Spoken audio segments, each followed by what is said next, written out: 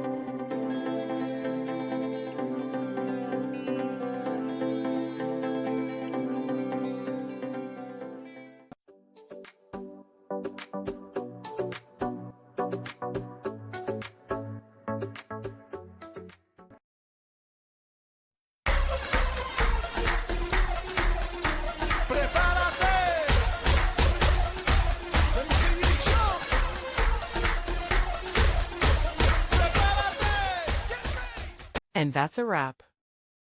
I hope you found the answer you were looking for. If you did, take a second to hit that subscribe button. It really helps out. And let me know in the comments which solution worked best for you. See you next time in the debug zone.